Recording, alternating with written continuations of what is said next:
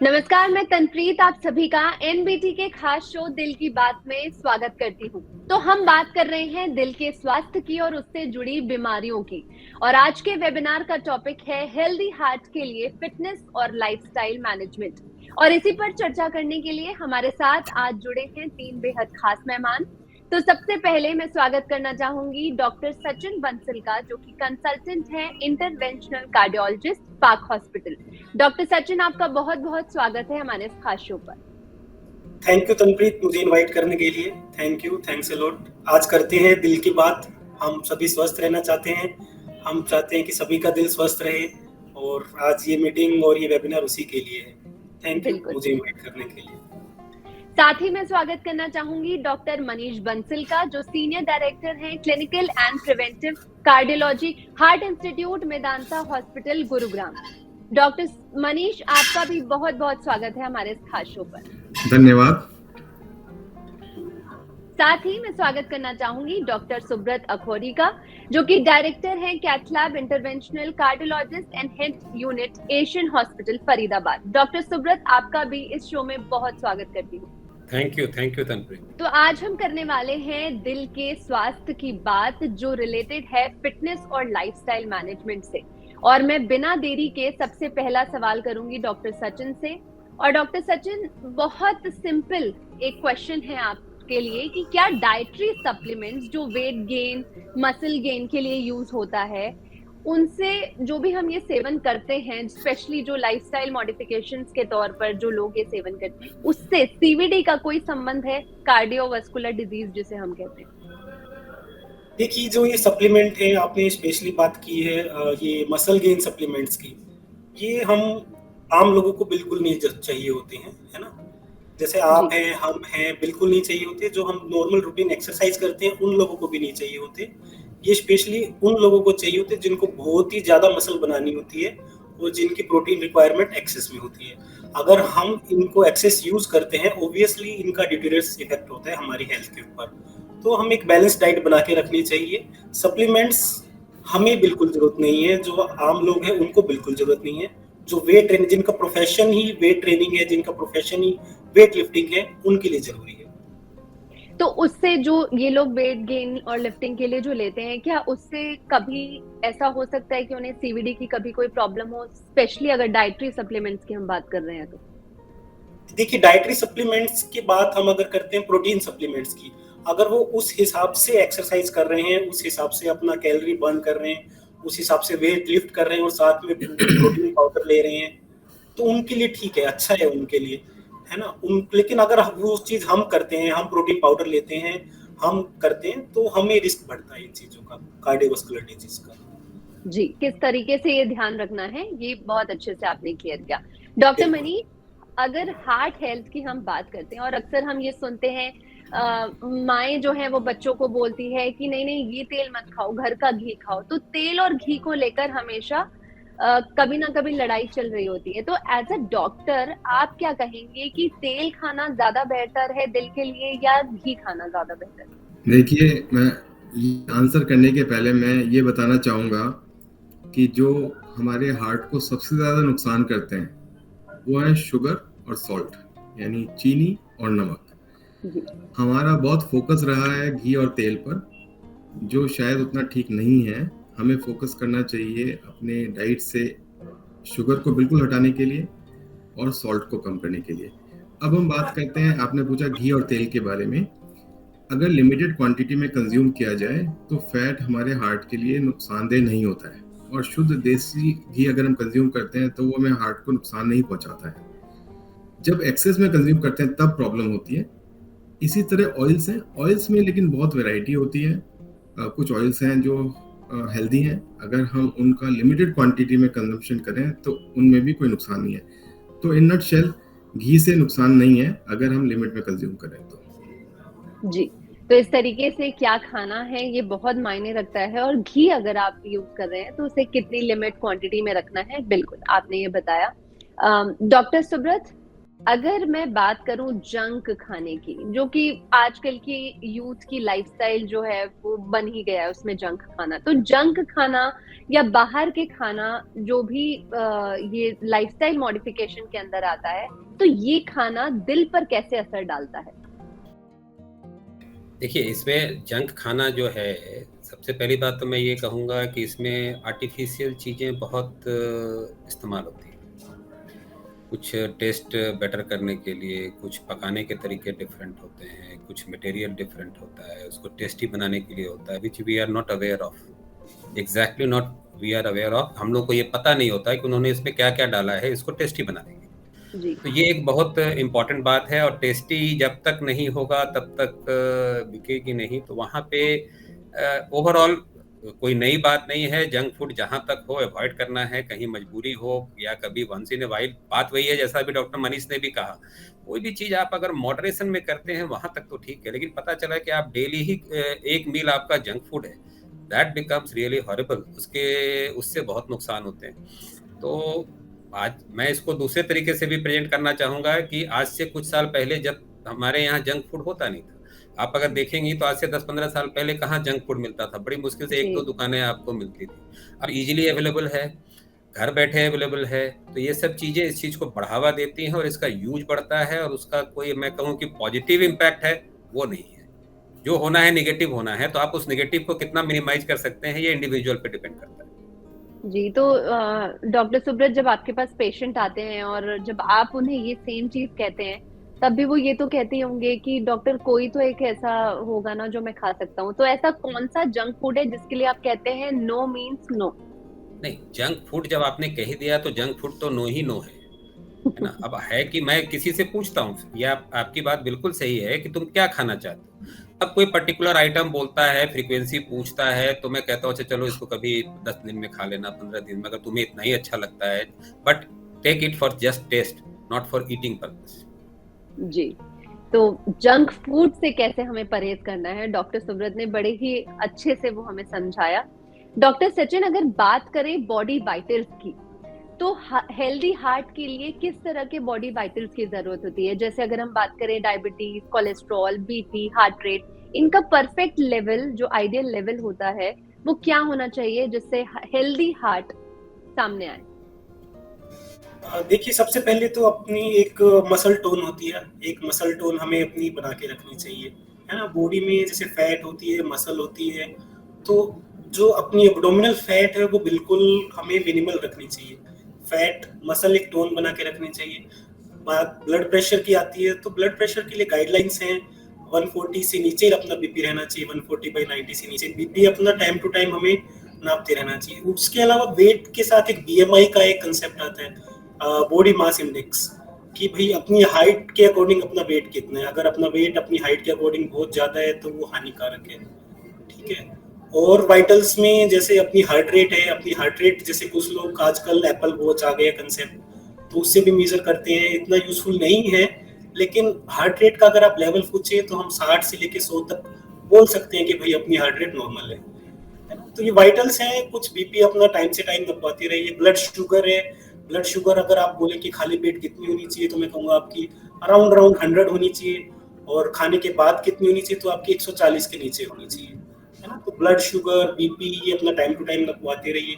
Cholesterol level है, जिस भी लैब से आप करवाएंगे अपना कोलेस्ट्रॉल चेक, साथ में एक रेंज आती है कि अपना ये कोलेस्ट्रॉल की रेंज इसके अंदर होना चाहिए। गुड कोलेस्ट्रॉल भी होता है, बैड कोलेस्ट्रॉल भी होता है। अगर आपको समझ में नहीं आ रहा है, आपने टेस्ट करवाया, तो अपने डॉक्टर जिसने भी एडवाइस किया उससे कंसल्ट कीजिए कि हम कैसे इससे इलाज कर सकते हैं, इसको कैसे ठीक कर सकते हैं। जी, तो बेसिक अगर ये मेंटेन रहेगा तो जो दिल की कोई भी समस्या है वो किसी भी इंसान को नहीं होगी, ऐसा कह सकते हैं। कुछ फैक्टर्स होते हैं जो मॉडिफाइबल फैक्टर्स हैं, कुछ फैक्टर होते हैं जो हम मॉडिफाई नहीं कर सकते। ये फैक्टर हैं जो मॉडिफाइबल फैक्टर्स हैं। ब्लड प्रेशर, डायबिटीज, ये हम कंट्रोल में रखना चाहिए। जैसे अपना वेट है, इसे हमें कंट्रोल में रखना चाहिए। These are modifiable. कुछ फैक्टर होते हैं नॉन मॉडिफाइबल फैक्टर, जैसे कि हमारा कोई जेनेटिक कोई इश्यूज हैं, फैमिली हिस्ट्री, जिनको मॉडिफाई नहीं कर सकते। तो जो चीज अपने हाथ में है उसे अपने हाथ में लेके उसे अच्छे से कंट्रोल करो, ये कहना चाहेंगे। जी, तो जिस तरीके की ये बात चल रही है लाइफस्टाइल की, दिल की बात चल रही है, डॉक्टर मनीष, अक्सर हम न्यूज़ में आजकल ये चीज़ें देख रहे हैं कि एक व्यक्ति है, वो अपना एक्सरसाइज करने गया और उसे अचानक अटैक आता है और सीधा वो कोलैप्स हो जाता है, उसकी डेथ हो जाती है। तो ऐसा क्यों होता है? क्या कोई एक पर्टिकुलर ऐसी एक्सरसाइज होती है जिससे हार्ट पर बहुत ज़्यादा असर आ जाता है? नहीं, देखिए, ये आपने बहुत ही इम्पोर्टेंट क्वेश्चन पूछा है और मैं सभी दर्शकों को बताना चाहूँगा कि पहले तो ये समझना ज़रूरी है कि हार्ट अटैक होता कैसा है। देखिए, हमारी हार्ट मसल है जिसे काम करने के लिए ब्लड सप्लाई चाहिए होती है और ये ब्लड सप्लाई 3 मेन धमनियों से आती है जिन्हें हम अपनी मेडिकल लैंग्वेज में कोरोनरी आर्टरीज बोलते हैं। जब इनमें कोलेस्ट्रॉल डिपॉजिट होने लगता है तो ब्लॉकेज डेवलप होती है। ये ब्लॉकेज जब 70-80% से ज़्यादा रुकावट करती है तब सिम्टम्स आने लगते हैं। तब चलते हैं तो छाती में भारीपन होता है और उससे पेशेंट को पता लगता है कि कुछ प्रॉब्लम हो रही है। लेकिन हार्ट अटैक के लिए ज़रूरी नहीं है कि ब्लॉकेज 70-80% हो। अगर किसी को 30 या 40 या 50% ब्लॉकेज भी है जिसके कोई सिम्टम्स नहीं है तो ब्लॉकेज बहुत बार बर्स्ट हो जाती है। जैसे स्किन के ऊपर छोटी सी फुंसी होती है, उसी तरह से ये ब्लॉकेज उस धमनी में बर्स्ट हो जाती है। बर्स्ट होके ये फ्लोइंग ब्लड को, जो ब्लड फ्लो कर रहा था, उसको क्लॉट कर देती है और खून का थक्का बनने से वो धमनी अचानक से पूरी तरह से बंद हो जाती है। तो इसका मतलब ये होगा कि किसी पर्सन को जिसको थोड़े छोटे छोटे कोलेस्ट्रॉल डिपॉजिट्स हैं, उनमें अगर ये डिपॉजिट ब्लॉक बर्स्ट होगा तो एकदम से 100% ब्लॉकेज में कन्वर्ट हो सकता है, जिससे हार्ट अटैक होता है। तो इस वजह से हम कॉमनली देखते हैं कि बहुत से लोग जिन्हें कोई सिम्टम्स नहीं थे अचानक से हार्ट अटैक हो जाता है। तो इसमें एक्सरसाइज का दोष नहीं है, दोष है धमनियों की हेल्थ का। वो लोग जिनका लाइफस्टाइल अनहेल्दी है किसी भी कारण से, या तो स्ट्रेस बहुत है लाइफ में, या स्मोकिंग करते हैं, या ब्लड प्रेशर है, डायबिटीज है, फैमिली हिस्ट्री है, ऐसे लोगों की धमनियां हेल्दी नहीं होती हैं, उनमें कोलेस्ट्रॉल के डिपॉजिट्स होते हैं। और फिर जब ये लोग एक्सरसाइज करते हैं तो उसमें इस बात का रिस्क होता है कि कोलेस्ट्रॉल का डिपॉजिट बर्स्ट होकर हार्ट अटैक कर दे। तो हम सभी को हेल्दी लाइफस्टाइल मेंटेन करनी चाहिए ताकि हमारी आर्टरीज हेल्दी रहें। हमें अपना रेगुलर बेसिस पे चेकअप कराना चाहिए और अगर हमें कुछ एब्नॉर्मलिटीज मिलती हैं तो उसका प्रिवेंटिव ट्रीटमेंट लेना चाहिए ताकि हमें इस तरह की प्रॉब्लम ना हो। जी, तो बेसिकली ये तो आपने बहुत अच्छे से समझाया, लेकिन डॉक्टर, जब भी कोई भी व्यक्ति जिम में जाता है तो उसे लगता है कि मैं तो अब जिम जाने के लिए आ गया हूँ, या तो मैं तो एक्सरसाइज करने के लिए आ गया हूँ, तो अब मेरी लाइफस्टाइल तो हेल्दी है। तो ऐसे में उसे किन एक्सरसाइजेस से बचना चाहिए या कैसे अपनी शुरुआत करनी चाहिए ताकि ऐसे इंसिडेंसेस ना हो पाए? देखिए, अगर हम जो हमारी रिकमेंडेशंस हैं उसके according brisk walk, which means कि 10 मिनट्स में 1 किलोमीटर हम चलें, ये स्पीड, अगर हम इस स्पीड के लेवल की एक्सरसाइज करें या हम जॉगिंग करें, लाइट जॉगिंग 20 मिनट्स के लिए, ब्रिस्क वॉक 40 मिनट्स के लिए, या उसके इक्विवेलेंट एक्सरसाइज करें, तो ये जनरली हार्म नहीं करती हैं। प्रॉब्लम तब होती है जब ओवर एक्सरसाइज करें, जैसे कि कुछ लोग हैं जो बहुत फास्ट स्पीड पे रन करते हैं या हैवी वेट लिफ्टिंग कर रहे हैं, उनमें इस तरह का रिस्क ज़्यादा होता है। जो लोग इस तरह की एक्सरसाइजेज में इंडल्ज करना चाहते हैं उन्हें पहले अपना एक बार चेकअप कर लेना चाहिए ताकि ये पता लग जाए कि उन्हें किसी तरह की प्रॉब्लम होने का कोई रिस्क तो नहीं है। जी, तो बेसिकली चेकअप आप कोई भी जिम ज्वाइन करे उसके लिए बहुत जरूरी है। या हैवी फिजिकल एक्टिविटी करना है तो उसके पहले एक बार चेकअप कर लेना चाहिए। तो जिस तरीके से बात चल रही है कि वर्कआउट्स जब होते हैं तो उनमें हमें क्या ध्यान रखना चाहिए, तो डॉक्टर सुब्रत, एक ऐसा ही सवाल वर्कआउट को लेकर मैं आपसे भी पूछना चाहूंगी कि जब भी कोई वर्कआउट करता है, जिम जाता है, एक्सरसाइजेस करता है, तो उससे पहले उसे क्या खाना चाहिए और उसके बाद उसे क्या खाना चाहिए ताकि जो ब्लड फ्लोइंग है हार्ट की तरफ उसमें उससे कोई खतरा ना हो? देखिए, इस सवाल का जवाब ऐसा है कि कुछ खाने से कुछ ब्लड फ्लो बेटर हो जाएगा, ऐसा नहीं है। आइडियली यू शुड नॉट, आपको ये नहीं करना है कि आपने खाना खाया और अगले 1 घंटे में ही आप एक्सरसाइज करने के लिए चले। खाली पेट या एटलीस्ट खाने के 2-3 घंटे बाद आपको अगर कोई भी एक्सरसाइज करनी है। दूसरा, ये डिपेंड करता है कि आप किस तरह का एक्सरसाइज करना चाहते हैं। अगर देखिए बेस्ट टाइम है सुबह में, इसमें कहीं कोई दो मत नहीं है, बट इवन अगर किसी को समय नहीं मिलता, वो शाम में चलता है, तो बिफोर डिनर आपको अगर ब्रिस्क वॉकिंग करनी है बिफोर डिनर। लोग कहते हैं कि खाने के बाद चलना चाहिए, तो तो खाने के बाद आप स्लो वॉक कर सकते हैं, आप अपने डाइजेशन को हेल्प करने के लिए। लेकिन खाने के बाद किसी भी तरह का ब्रिस्क एक्टिविटी या ब्रिस्क एक्सरसाइज जो है, ज़्यादा मेहनत करने वाला, वो चीज़ अवॉइड करनी चाहिए फॉर नेक्स्ट फ्यू आवर्स। अब मैं इस पे 2-3 बात ऐड करना चाहूँगा कि जैसे अभी डॉक्टर बंसल ने भी कहा कि चेकअप होना चाहिए। अब क्या हो गया है, जिम जो है एक तरह का फैशन है। ये बात आप शायद इसको मानती होंगी। मैं ये कह रहा हूँ, सपोज एक 50 ईयर ओल्ड मैन है, थोड़ा वेट ज़्यादा है, now he has decided to, उसको लगता है कि अब मैं फिट होना चाहता हूँ। अभी तक कोई तकलीफ नहीं है क्योंकि उन्होंने कभी कोई टेस्ट कराया नहीं, कभी कोई फिजिकल एक्टिविटी ज़्यादा करी नहीं। सडनली एक दिन वो जिम को जाते हैं, और अगर सपोज उनके अंदर कोई बीमारी इतने सालों में डेवलप कर गई, तो जिस दिन वो करने जाते हैं उस दिन वो काफ़ी उत्साहित होकर कुछ ज़्यादा कर दे, और अगर आपको बीमारी है तो आपको पता न चलेगा, फिर आप वहाँ पे फंस जाते हैं। तो दिक्कत यहाँ पे आती है। तो आपको पहले, या तो आप कम एज में शुरू करते हैं जहाँ पे ये ब्लॉकेज होने के चांसेस कम हैं। अगर आपको और कोई जो रिस्क फैक्टर जो हम लोगों ने आपको गिनाए हैं कि शुगर है, ब्लड प्रेशर है, या आप बहुत मोटे हैं, तो आपको अनलाइकली है कि कुछ है, तब आप कम एज में शुरू करते हैं, आप उसको कंटिन्यू कर सकते हैं। बट आफ्टर सर्टेन एज आपको चेकअप करा के तब आपको एक, और जहां तक वॉकिंग की बात है उसमें कोई नुकसान नहीं है, बट आप अगर कुछ एक्सेस करना चाहते हैं, ज्यादा करना चाहते हैं, तो आपका चेकअप करना बहुत जरूरी है। जी, तो यानी कि फूड चॉइसेस जो होती हैं, जो भी खान पान की चीजें होती हैं, उससे हार्ट इशू का खतरा नहीं होता है, हम ये कह सकते हैं। नहीं, खाने के आगे पीछे कितना इंटरवल होना चाहिए वो इम्पोर्टेंट है जी। कुछ ऐसा कि हम खा लें और हमारी हार्ट की नाड़ियों में ब्लड फ्लो बराबर रहे, ऐसा नहीं है। जी जी।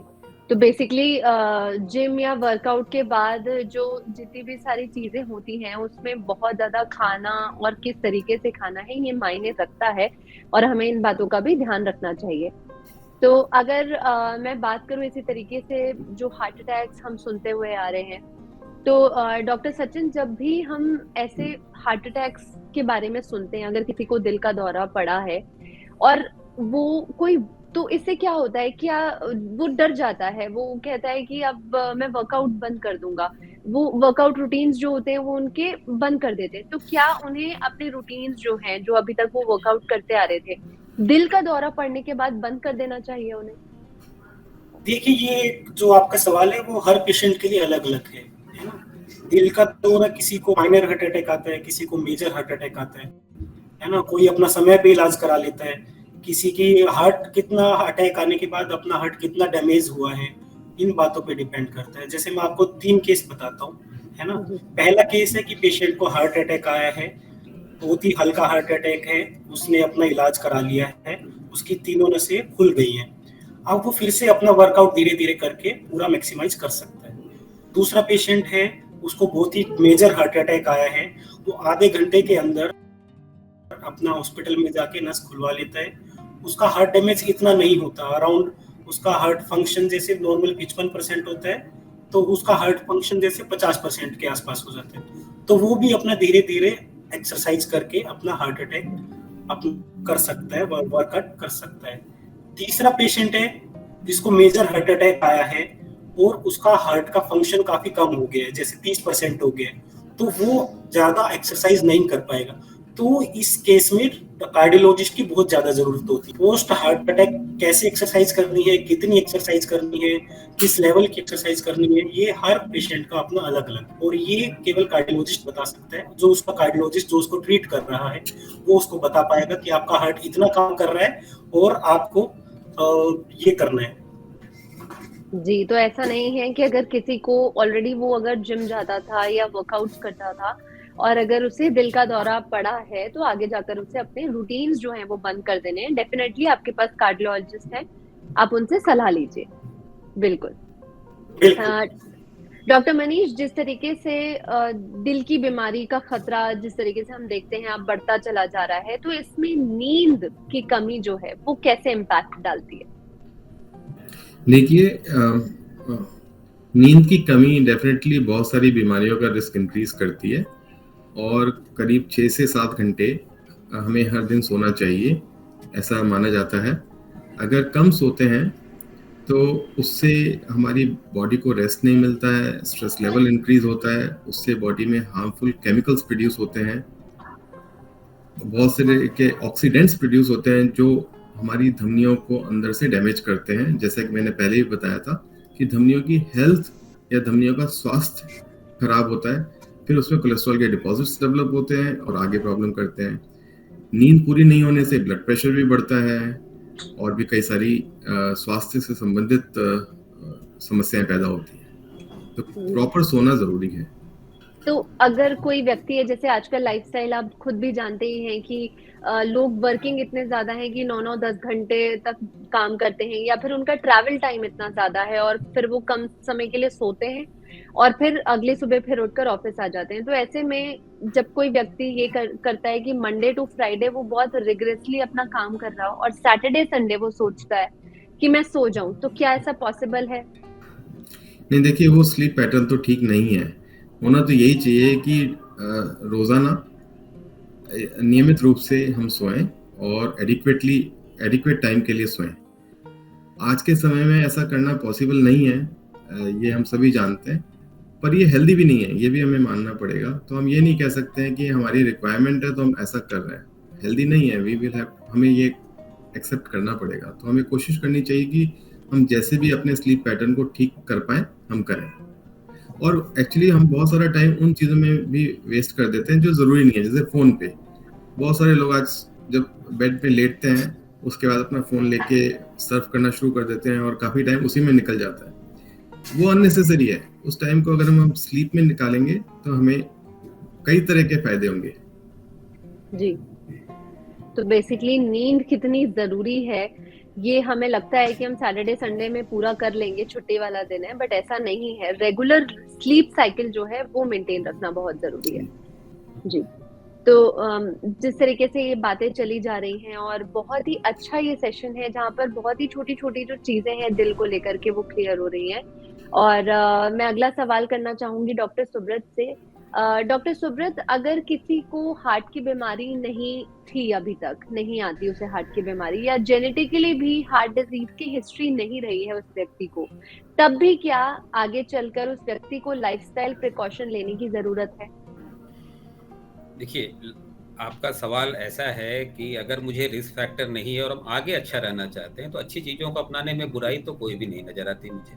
तो आपको अगर कुछ अच्छा आप कर रहे हैं, अपना लाइफस्टाइल, अपने डाइट का ध्यान रख रहे हैं, तो सपोज मेरी लाइफ 75 ईयर्स है और हम अगर उसको अपनी कोशिश से या अच्छा चीज़ कुछ अपना के हम उसको और बढ़ा सकते हैं, या नहीं भी बढ़ा रहे हैं, लाइफ सपोज 75 ही है लेकिन उससे पहले हमें कोई बीमारी ना हो, I should remain healthy till 75, इसमें कोई नुकसान नहीं है। आपको कोई बीमारी नहीं है, आगे नहीं होगी, तो आप उसके लिए आपको भी कोशिश करनी है।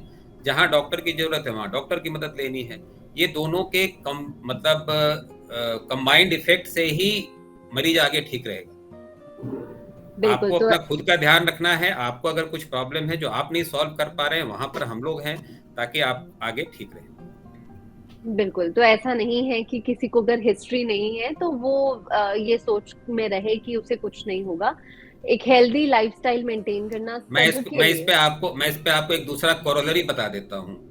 अगर मैं ये कहूँ कि मैं अल्कोहल पी के डेली गाड़ी चलाता हूँ, आज तक तो एक्सीडेंट हुआ नहीं, तो मैं अगले दिन भी क्यों ना चलाऊं, है ना? जिस दिन होगी उस दिन लगेगा कि ये काम नहीं करना चाहिए। या जो नहीं पीते उनको ये नहीं कि हाँ मैं मतलब चलानी नहीं है, आपके साथ एक्सीडेंट नहीं हुआ, दैट डज नॉट मीन कि आगे नहीं होगा। तो आपको वो गलत काम नहीं करना है। आपकी आदतें अगर अच्छी हैं तो उसको मेंटेन रखिए, उसमें नुकसान क्या है? जो होना फायदा ही होना। बिल्कुल, एक हेल्दी लाइफस्टाइल मेंटेन रखना हर किसी के लिए जरूरी है, बजाय उसे हार्ट की प्रॉब्लम है। केवल एक नहीं, बहुत सारी बीमारियों से बचाता है, केवल हार्ट ही नहीं, आपको बाकी हर मामले में आपको स्वस्थ रखेगा अगर आपने अच्छी आदतें बना रखी। जी, बिल्कुल सही कहा आपने। डॉक्टर मनीष, जिस तरीके से हम लाइफस्टाइल की बात कर रहे हैं, हेल्दी हार्ट की बात कर रहे हैं, तो मोटापा कैसे कार्डियोवास्कुलर डिजीज का खतरा बढ़ा सकता है? देखिए, मोटापा दो तरह से हार्ट डिजीज का रिस्क इंक्रीज करता है। पहला तो जब हमारा वजन बढ़ता है तो हमारे शरीर में इंसुलिन, वो हार्मोन जो ब्लड ग्लूकोज को कंट्रोल करता है, उसका असर कम होने लगता है। उससे फिर ब्लड प्रेशर बढ़ता है, डायबिटीज का रिस्क बढ़ता है, कोलेस्ट्रॉल का लेवल एब्नॉर्मल होता है, बैड कोलेस्ट्रॉल बढ़ जाता है, गुड कोलेस्ट्रॉल कम होता है, और बहुत सारे और केमिकल्स प्रोड्यूस होते हैं जो कोलेस्ट्रॉल डिपोजिशन के रिस्क को इंक्रीज करते हैं, ब्लॉकेजेस डेवलप होती हैं। एक तो पहली प्रॉब्लम ये है। दूसरा, मोटापे से कई और बीमारियां भी होती हैं। एक डिजीज होती है जिसे हम कहते हैं स्लीप एपनिया, जो रात को खर्राटे आने वाली समस्या है, जिसे लोग ये रियलाइज नहीं करते कि वो बीमारी का लक्षण है, वो बढ़ता है।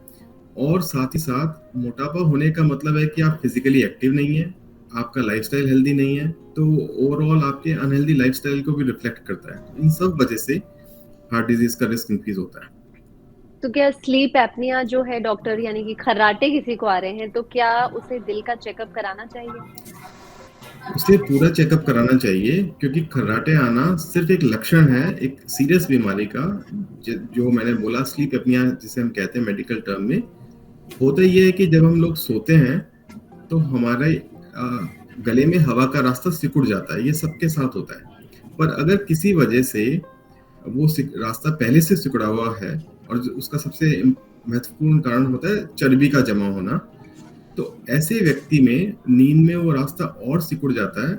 उसकी वजह से हवा को लंग्स में जाने के लिए जगह नहीं मिल पाती है, वाइब्रेशंस होते हैं वहाँ पे जो खर्राटे के रूप में सुनाई देते हैं, और क्योंकि ऑक्सीजन ब्लड लंग्स में नहीं पहुँच पाती है तो ब्लड में नहीं पहुँचती है, उसकी वजह से नींद बार बार टूटती रहती है, ब्लड प्रेशर इंक्रीज होता है, और बहुत सारे हार्म्स होते हैं। तो ये एक विशियस साइकिल बन जाता है, और ये बहुत डेंजरस सिचुएशन है। तो ऐसे लोगों को अपना हार्ट भी चेक कराना चाहिए, ब्लड प्रेशर भी चेक करना चाहिए, और लंग्स को भी चेक करना चाहिए।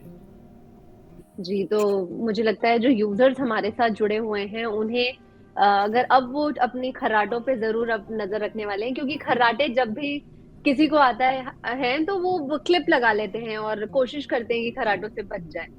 तो इसे ऐसा बहुत नहीं बार है। हम मजाक मान लेते हैं, परिवार वाले बोलते हैं इनके साथ तो सोना नहीं है क्योंकि ये खर्राटे बहुत लेते हैं, पर वो उस पर्सन के कंट्रोल में नहीं है जो रात को खर्राटे आ रहे हैं। ऑब्वियसली अगर वेट रिड्यूस करेंगे तो कम होगा, पर उस समय हमें उसको रियलाइज करना चाहिए कि मजाक की बात नहीं है, इसको सीरियसली लेना है।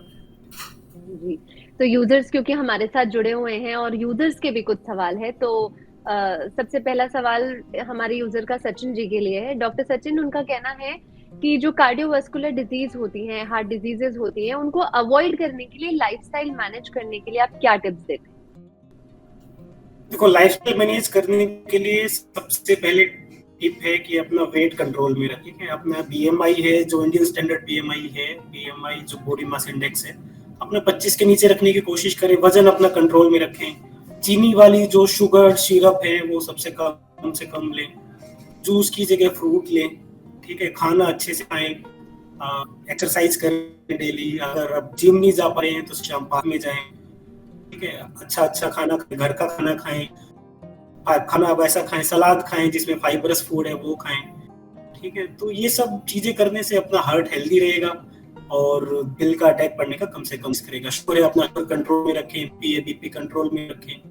छोटी छोटी चीज इनका ध्यान रखोगे तो बड़ा दिल है, दिल का अच्छा रहेगा अपना दिल। बिल्कुल, तो मुझे लगता है यूजर को ये बहुत अच्छे से आंसर मिल गया होगा कि दिल की देखभाल उन्हें लाइफस्टाइल मैनेजमेंट के हिसाब से कैसे करनी है।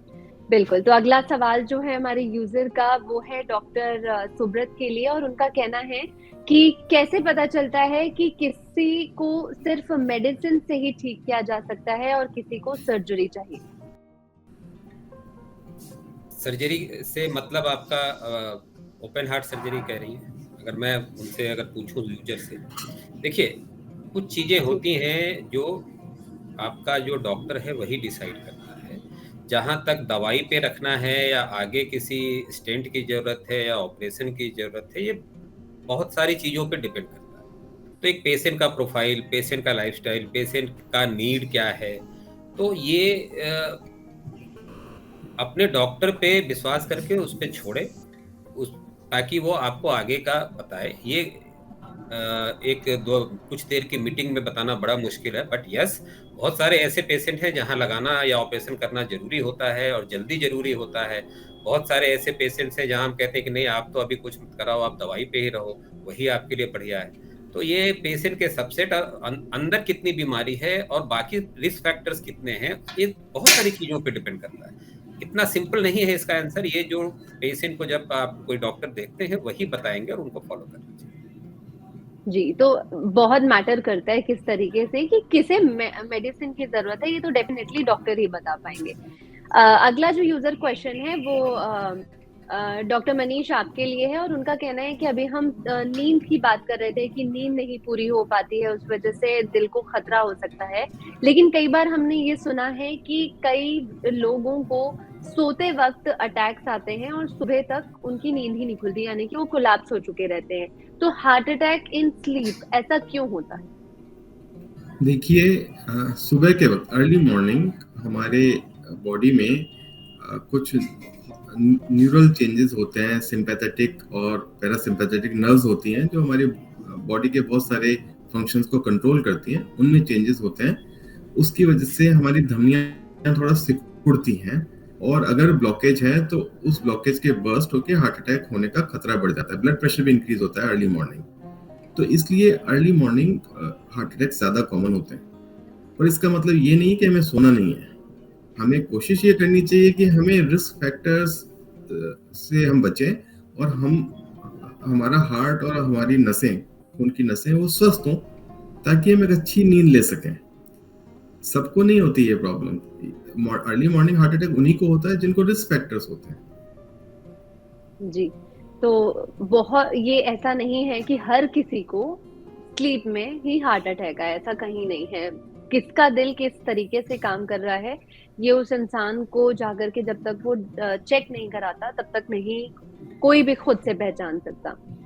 डॉक्टर सचिन, अगला जो सवाल है वो ये है यूजर का, उसका कहना है कि जिस तरीके से कोई रहता है छोटी जगह पे जहाँ पर ग्रीनरी बहुत ज्यादा है, कोई रहता है मेट्रोपॉलिटन सिटीज में जहाँ पोल्यूशन ज्यादा है, तो ऐसे में व्यक्ति कैसे अपने दिल की धड़कन का ध्यान रखे, यानी कि जो वो इनटेक कर रहा है सांसों को वो पोल्यूटेड है, तो कैसे उस चीज को वो ध्यान रखे? देखिए, पोल्यूशन है और पोल्यूशन का इफेक्ट तो डेफिनेटली है ना। हमारे लंग्स के ऊपर भी है, हमारे हार्ट के ऊपर भी है। ठीक है, कल की बात है कि मैं खुद ट्रैफिक जैम में फंसा था एंड वहाँ पे काफी पोल्यूशन था, तो I was like coughing for half an hour after reaching home. तो असर होता है, हमारे लंग्स के भी असर होता है, हमारे हार्ट पे भी असर होता है। तो पोल्यूशन को कम से कम अगर आप हो सकता है कि अवॉइड कर सकते हैं पोल्यूशन। आउटडोर में अगर आप जितना कम से कम निकलेंगे, इंडोर में पोल्यूशन कम होता है, आउटडोर में पोल्यूशन ज्यादा होता है, तो पोल्यूशन के बीच कम से कम रहें। इंडोर में अगर आप रह पा रहे हैं, पोल्यूशन अगर आप गांव की तरफ जा पा रहे हैं, आईटी कंपनीज है, ठीक है आप नहीं जा पा रहे, लेकिन अगर आप गांव की तरफ जा पा रहे हैं या ग्रीनरी की तरफ जा पा रहे हैं, ऑब्वियसली हमारे हार्ट के लिए, हमारे लंग्स के लिए बिल्कुल बेहतर है। अवॉइड, अगर आप कह रहे हो कि जैसे आप गुरुग्राम में रह रहे हो, आप दिल्ली में रह रहे हो, पोल्यूशन हम अवॉइड कैसे करें? अवॉइड करने का तरीका तो है कि आप इंडोर रहिए।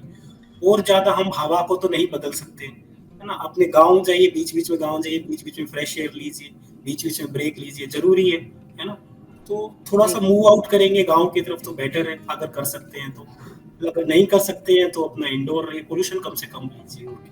जी, तो यानी कि जो हवा है जिस तरीके से हम देखें वो बहुत मैटर करती है कि आप क्या इनटेक करते हैं। बिल्कुल बिल्कुल, हाँ जी, हवा बिल्कुल मैटर करती है।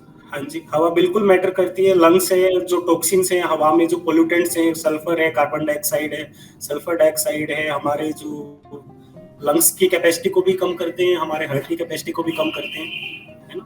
तो इनसे तो हमें बच के रहना ही चाहिए, डेफिनेटली अफेक्ट करते हैं।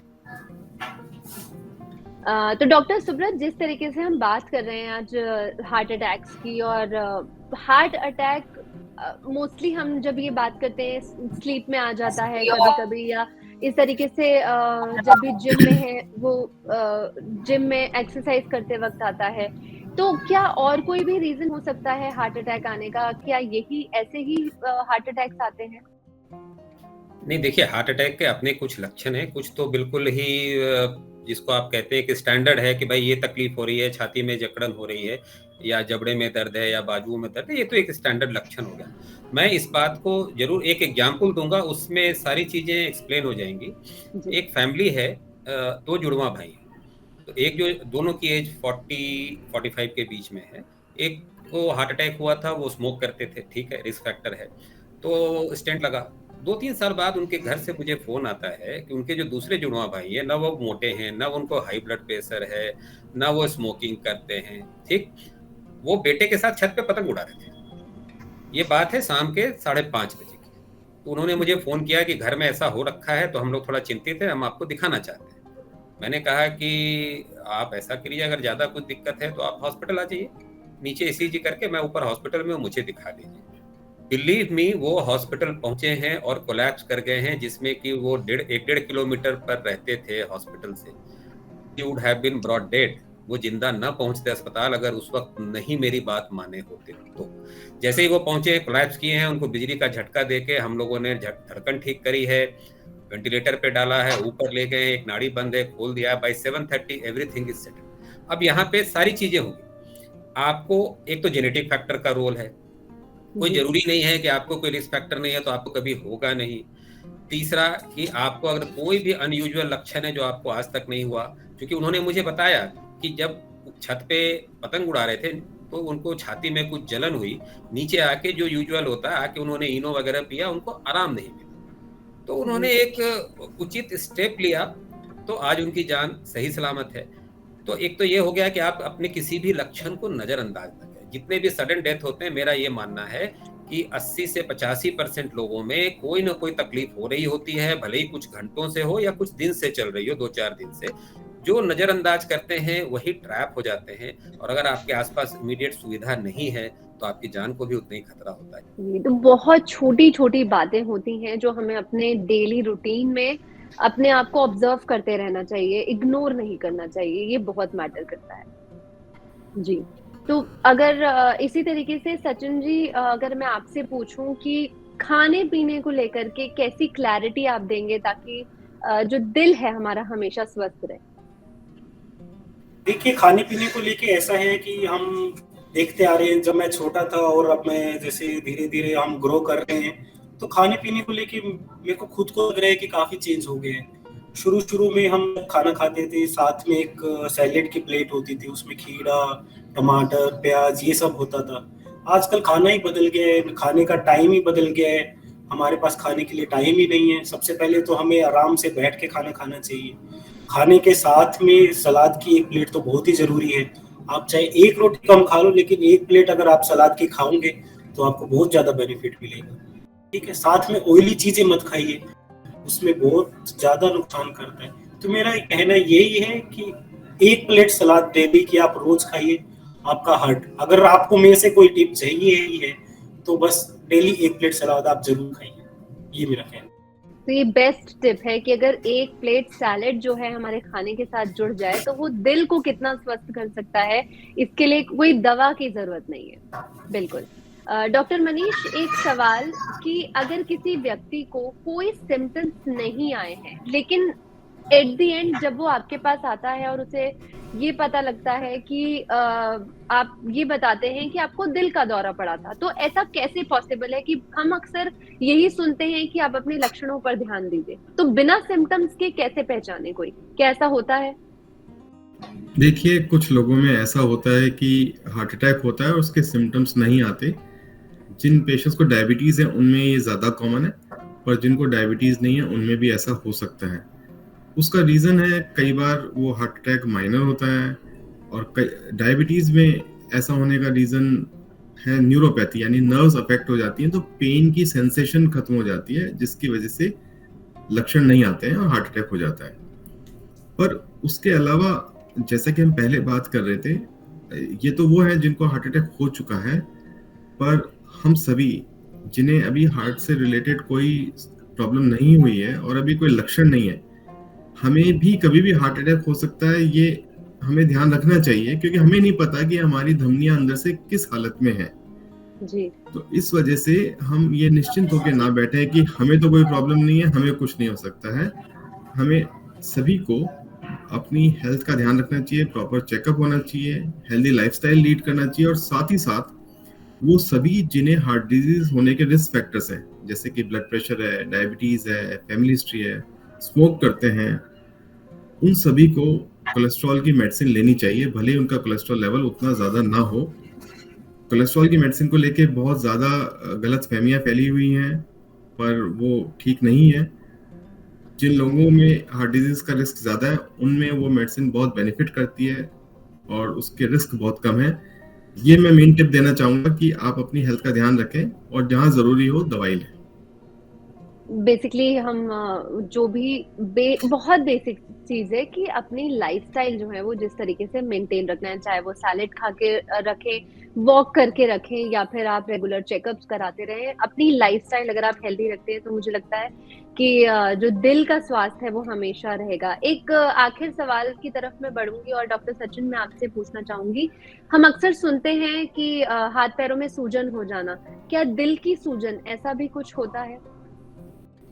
देखिए, दिल की सूजन मैं नहीं बोलूंगा, दिल का फैलना बोलूंगा या दिल का बड़ा होना बोलूंगा, है ना। हाथ पैर की सूजन हमें दिखती है, दिल की सूजन हमें दिखती नहीं है। दिल की सूजन ना बोल के उसको दिल का फैलना बोलते हैं।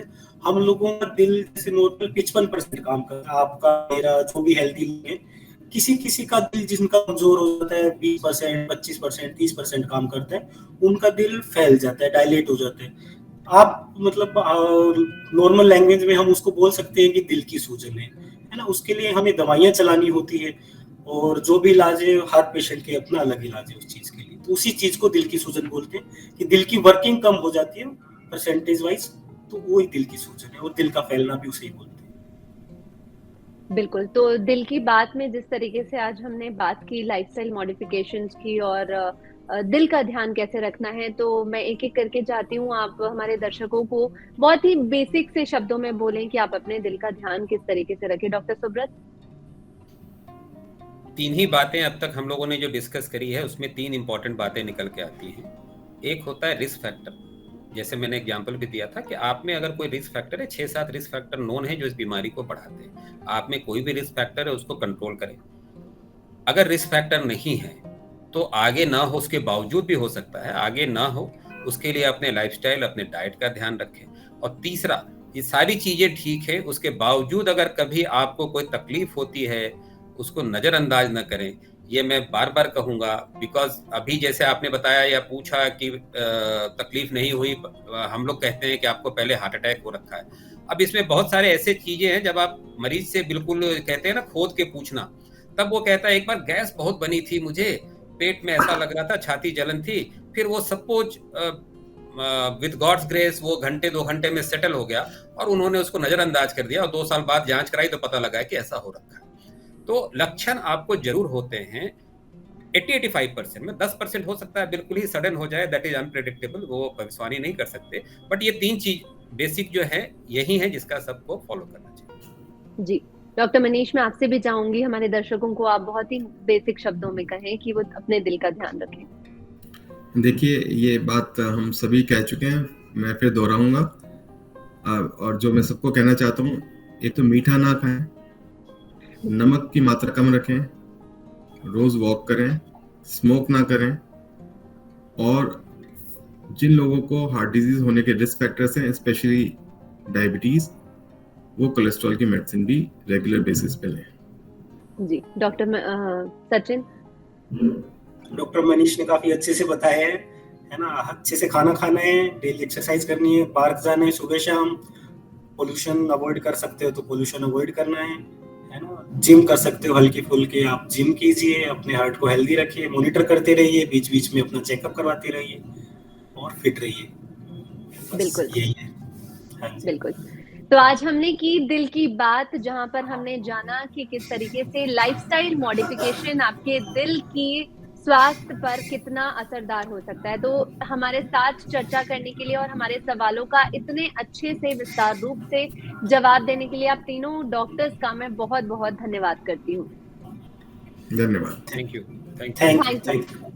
Thank you so much doctor हमारे साथ जुड़ने के लिए। मैं यही कोशिश करूंगी कि हमारे इस वेबिनार से हमारे दर्शक जो हैं वो अपनी दिल का जो स्वास्थ्य है उसका ध्यान रखें, उसकी देखभाल कर सके। Thank you so much doctor. Thank you.